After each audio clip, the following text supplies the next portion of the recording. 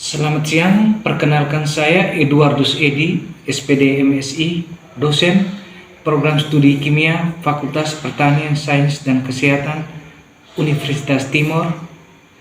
Pada kesempatan ini saya mau menyampaikan terkait mata kuliah yang saya ampuh sesuai bidang minat keahlian saya, yaitu Kimia Organik 1. Mata kuliah ini ditujukan untuk mahasiswa semester 3 dengan bobot 4 SKS, 3 SKS teori, dan 1 SKS praktikum. Pada mata kuliah ini membahas tentang teori dasar struktur atom, ikatan kimia, pengenalan stereokimia, sifat struktur, reaksi senyawa alkena dan alkuna, serta alkil halida, eter, alkohol, dan amina. Adapun capaian pembelajaran atau CPL Prodi pada mata kuliah ini tertuang pada RPS dan telah divalidasi oleh Ketua Program Studi dan gugus penjamin mutu. Capaian pembelajaran mata kuliah ini meliputi 1. Mahasiswa mampu memahami dan menjelaskan struktur atom, molekul, dan ikatan hibridisasi, pengantar reaksi organik, dan reaksi kimia lainnya. Yang kedua, mahasiswa mampu memahami dan menjelaskan senyawa organik, alkana, dan sikloalkana, serta reaksi yang terlibat di dalam senyawa organik.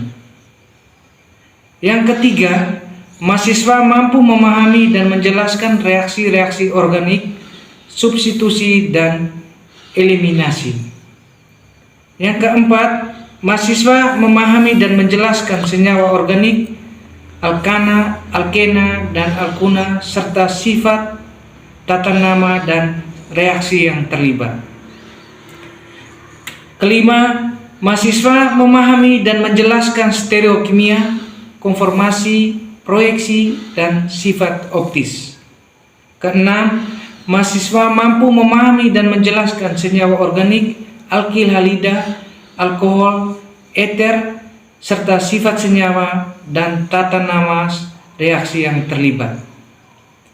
Ketujuh, mahasiswa mampu memahami dan menjelaskan senyawa organik, bensen, dan aromatik, serta sifat dan tata nama reaksi yang terlibat. Pada mata kuliah ini, metode yang saya gunakan yaitu metode ceramah, diskusi kelompok, dan keterampilan lab. Metode ceramah dan diskusi digunakan waktu pertemuan teori, sedangkan metode keterampilan proses digunakan waktu saat melakukan praktikum.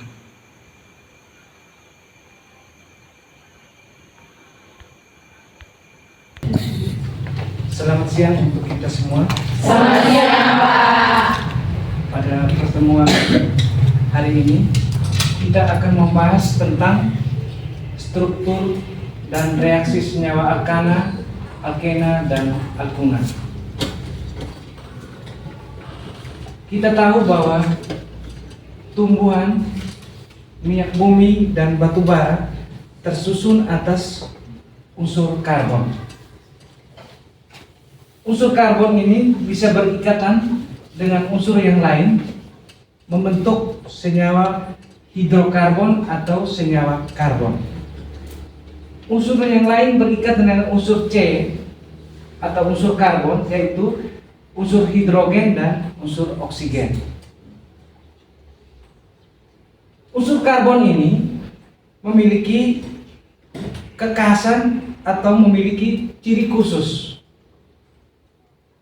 Ciri khusus atau ciri khas daripada unsur karbon yaitu memiliki 4 elektron valensi.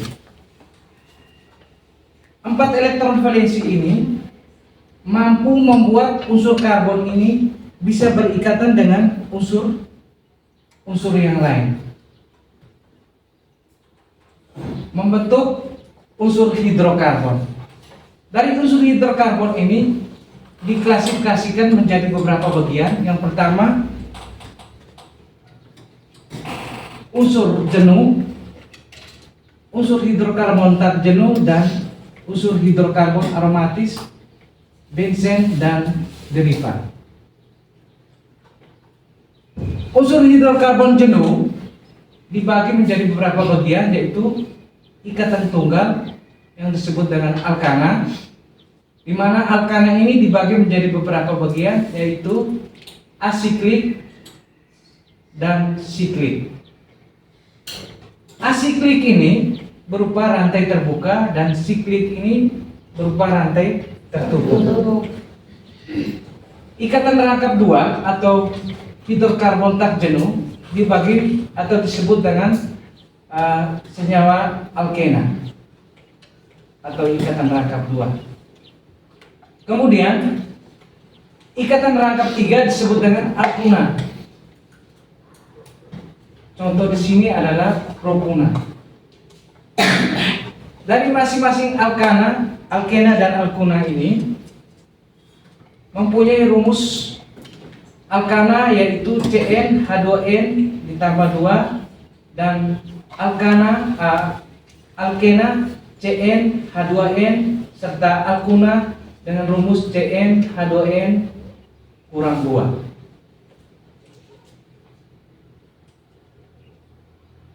Berikut kita akan membahas tentang tata nama daripada subpokok pertama. Yang kita bahas adalah alkana.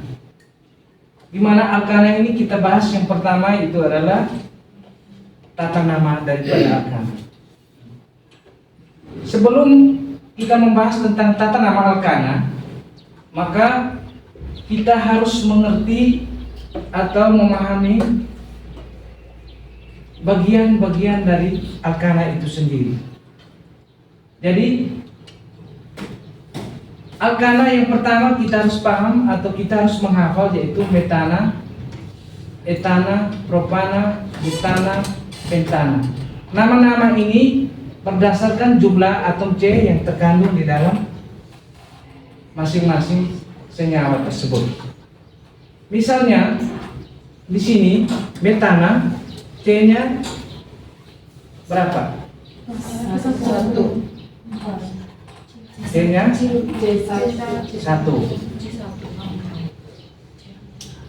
Metana C1, etana C-nya harus berapa? 2. Hanya jumlahnya berapa? 6. Hanya 6. Oke, dan seterusnya. Oke, kalau Anda sudah memahami seperti itu, maka kita langsung ke tata namanya.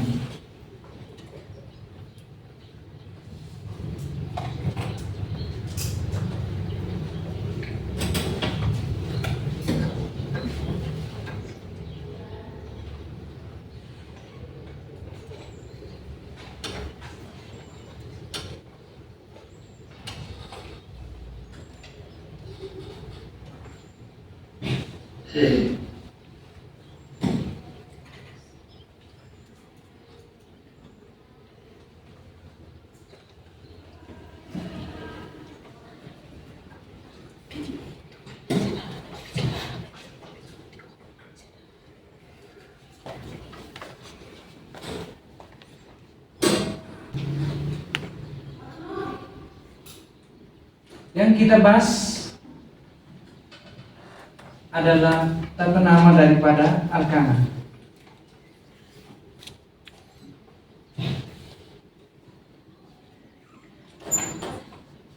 Oke. Jadi kita lihat di sini, misalnya metana, C-nya 1, hanya jumlahnya 4. Itu disebutkan metana. Kalau etana, C-nya 2, hanya 6. Selanjutnya C3H8 disebut dengan propana, C4H10 disebut dengan butana, dan selanjutnya.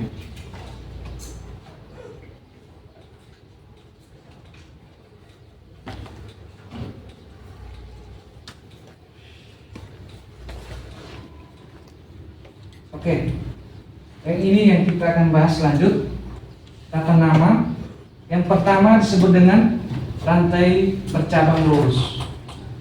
Rantai bercabang lurus ini alkana dalam bentuk rantai lurus. Alkana dalam bentuk rantai lurus di sini disebut ada C-nya ada 1, 2, 3, 4, 5 dan 6. Disebut dengan N-pentana. N-pentana itu jumlah atom C-nya itu ada berapa? 5. N-pentana itu artinya normal pentana. Itu disebut dengan rantai lurus. Kemudian rantai bercabang. Rantai bercabang seperti struktur yang ada di slide ini. Siapa yang tahu nama strukturnya ini? Kita menghitung 1, 2, 3, 4, 5. Cabangnya ini ada 2 gugus di sini. Disebut dengan apa? Hah? Etil. Jadi namanya apa? Rantai panjang, rantai utamanya menjadi rantai terpanjang di sini. 1, 2, 3, 4. Jadinya apa? 2 etil. Jadi rantai induk, maka kita akan menjelaskan secara detailnya. Rantai induk strukturnya di atas terdiri dari 6 atom C, yaitu di mana-mana mulai dari 1, 2, 3, 4, 5. Coba hitungnya dari mana itu? 1, 2, 3, 4, 5, 6. Ini jadi rantai terpanjang ya. Jadi gugus yang terikat di sini apa? Gugus apa? Gugus metil. Metil ya. Ya. Yang ini ya. Ini. Jadi namanya menjadi apa ini di sini? Ulang.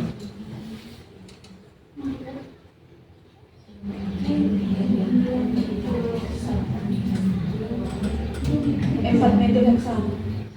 Jadi ini 1, 2, 3 atau hitungnya ke sini.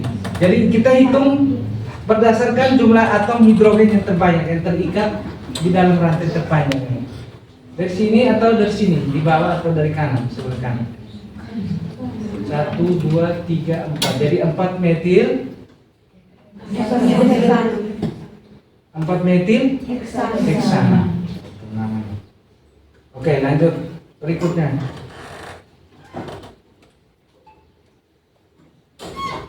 Selanjutnya kita akan melihat penomoran daripada struktur ini. Strukturnya masih sama tadi. Penomoran itu dimulai dari sini, dari bawah sini. Mengapa dari bawah sini? Sistem penomoran. Dekat dengan cabang. Jadi penomoran kita mulai yang dekat dengan cabang. Dekat dengan nomor cabang. Nomor cabang ini adalah ketiga di sini. Jadi 1, 2, 3. Ini cabangnya di sini. 3, 4, 5, 6. Oke. Jadi untuk tata nama mungkin ada yang mau bertanya, silakan.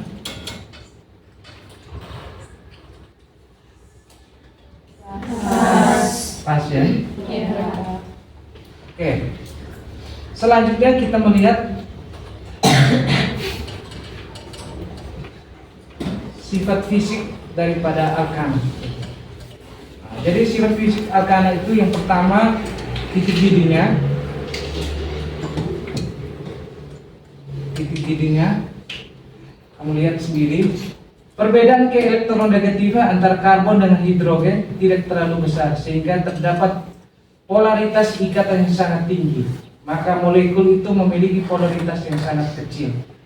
Jadi titik didihnya itu tergantung kepada tingkat keelektronegatifan daripada unsur tersebut. Itu sifat satu dari alkana. Kemudian kelarutan senyawa alkana. Nah, untuk kelarutan senyawa alkana itu dia tergantung pada gaya tarik menarik antara molekul saat menjadi hilang. Kemudian gaya tarik antara molekul dalam air menjadi hilang sehingga saat bisa bercampur dengan molekul-molekul air. Jadi dia tergantung pada gaya tarik menarik atau disebut dengan gaya van der Waals itu. Nah, itu. Selanjutnya kelarutan dalam pelarut organik. Jadi sifat alkana berikut dia bisa berlarut atau bisa melarut pada pelarut organik. Sedangkan pelarut non organik dia tidak bisa larut, itu sifatnya. Oke. Selanjutnya kita lihat reaksi pembuatan alkana. Jadi reaksi pembuatan alkana itu ada beberapa. Yang pertama disebut dengan reaksi adisi terhadap alkena. Reaksi adisi terhadap alkena itu kita lihat lebih khususnya itu adalah reaksi hidrogenasi alkena. Reaksi hidrogenasi alkena itu merupakan reaksi adisi hidrogen atau hidrogenasi terhadap alkena dan memutuskan ikatan rangkap karena adanya ikatan baru dengan dua atom hidrogen. Nah, contoh reaksi ini seperti ini.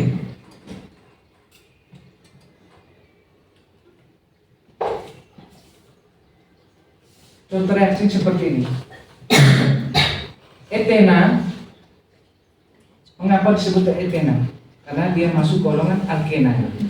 Etena ditambah gas hidrogen, dia akan menghasilkan etana. Di sini gas hidrogen ini atau hidrogen ini dia akan memutuskan ikatan rangkap dua pada etena ini. Maka dia akan membentuk senyawa alkana atau senyawa tak jenuh. Tadi kita lihat di sini. Itu disebut dengan reaksi hidrogenasi alkena. Jadi hidrogenasi alkena itu reaksi menggunakan atom atau unsur hidrogen.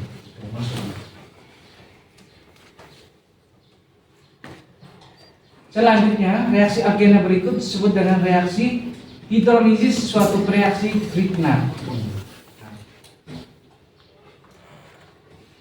Pada reaksi hidrolisis suatu reaksi dengan Grignard ini, itu dia akan membentuk alkil magnesium halida atau RNGX. Ini reaksinya gini. R ini disebut dengan apa? Alkil. X ini apa? Halida. Ditambahkan dengan senyawa magnesium. Magnesium itu ada di golongan keberapa?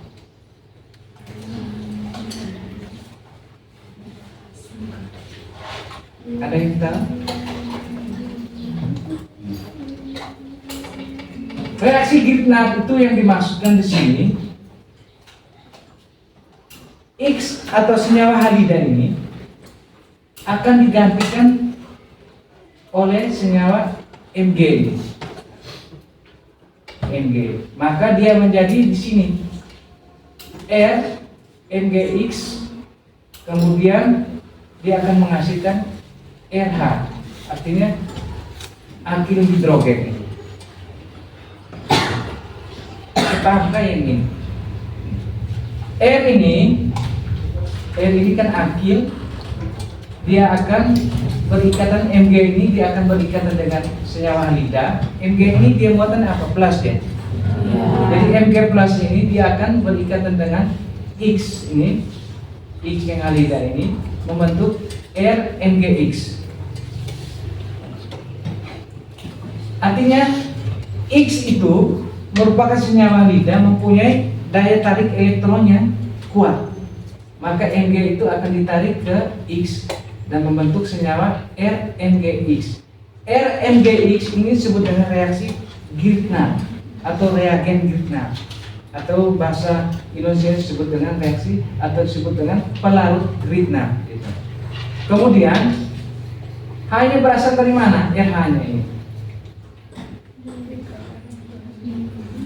RH-nya itu berasal dari H2O, air ini. Nah, jadi RH itu salah satu R dari RX ini berikatan dengan H ini membentuk RH. Oke, itu kedua disebut dengan reaksi hidrolisis suatu reaksi Grignard. Yang berikut reaksi ketiga, yaitu disebut dengan reaksi reduksi alkil halida. Reaksi reduksi alkil halida itu reaksi antara alkil halida suatu logam yang mudah teroksidasi. Dia akan mereduksi alkil halida RX menjadi suatu alkana RH. Nah, contohnya seperti sini, contoh reaksinya. RX ditambah Zn tambah A plus, dia akan menghasilkan RH ditambah Zn 2 plus ditambah X min. Nah, bagaimana prosedur atau tahapan reaksinya? Ada yang tahu? Ada yang tahu? Jadi H plus ini dia akan berikatan dengan R ini, rumus akhir ini, membentuk ini RH ini. Kemudian karena ini terjadi ikatan, maka Zn itu mengalami peningkatan biloxnya. Biloknya menjadi Zn 2 plus. Kemudian X ini karena H ini sudah masuk berikatan dengan R, maka ikatan antara R dengan X ini menjadi tidak stabil. Maka R ini dengan H ini, di mana X ini akan putus membawa elektron menjadi X min di sini. Oke, itu adalah rumus umumnya. Maka contoh reaksinya atau contoh reaksi pada senyawa itu seperti ini. Ini nama apa senyawanya? CH3, CH2, CH, CH3Br. Namanya apa ini? 2 bromobutana. 2 bromobutana ini direaksikan dengan Zn dengan H ini, dia akan menghasilkan CH3, CH2, CH2, CH3 menjadi normal butana. Jadi dia akan merubah ini menjadi normal butana. Ini. Jadi halidanya atau Br ini dia akan putus menjadi senyawa alkana yang normal. Itu disebut dengan N-butana. Oke, mungkin masih ada yang mau bertanya tentang alkana, silakan.